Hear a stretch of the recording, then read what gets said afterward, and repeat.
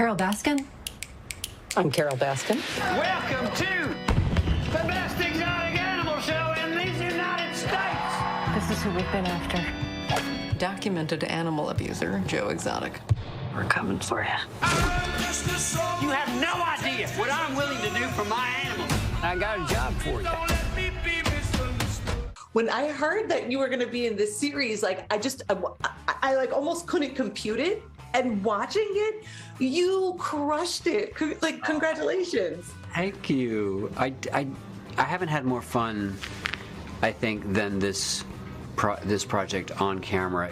More than Hedwig, which was hard because I was acting and directing. You know, it was too much.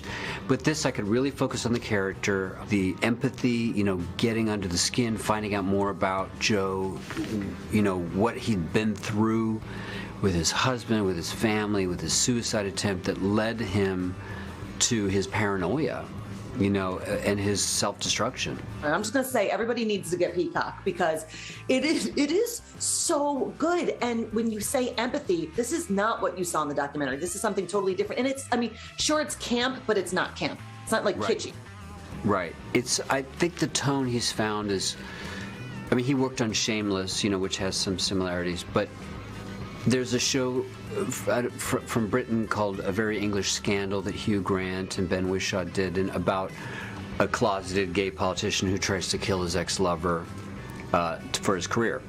And it's Stephen Frears directed, so it has this perfect mix of like absurd camp and then really heartfelt, you know, empathy for the characters. You know, it's the department that I work in, you know, with Hedwig and Shortbus and my own work. It's like, I think you can be hilarious as well as realistic and heartfelt. And Joe, who's been deriding the project from jail, I hope he gets to see it because I tried to really honor his complexity. You know, I had a lot in common with Joe that I didn't expect, you know, and I like him.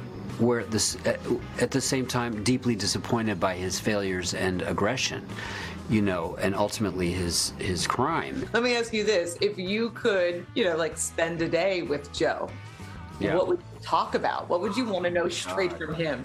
Well, he did say I was going to make him look like a flaming I would say girlfriend. They already know. It's okay. Relax. We all are. But we're from the same generation. We're the same age, from the same part of the country. So it was, you know, it's more acceptable to be a murderer in Oklahoma than be openly gay man. And his courage in saying, "This is who I am. Gay's a $3 bill, and I got all these. I'm a gun-toting redneck with a mullet." In a bunch of tigers, you know, there's a showman aspect that you must admire, and then became kind of a cult leader, sadly. So his self-pity and his narcissism did him more harm than Carole did, you know. Speaking of Carole, we have to talk about Kate McKinnon. She is also, I mean, first of all, she's incredible, but she's incredible in this. I need to hear a story about something between the two of you. I heard that there was a makeout. I'm only 4 episodes in. I didn't see that. There is a dream sequence. We don't have a lot to do together. We have a vague phone call and we see each other in court, but the most fun is I have a dream sequence. We're standing next to each other like an old Midwestern couple, and then we just started making out in the improv, and it didn't end up in the series, but someday she's a good kisser. Well, thank you so much, and congratulations. It was a pleasure talking with you. You too. I love your shirt, too. Love your shirt.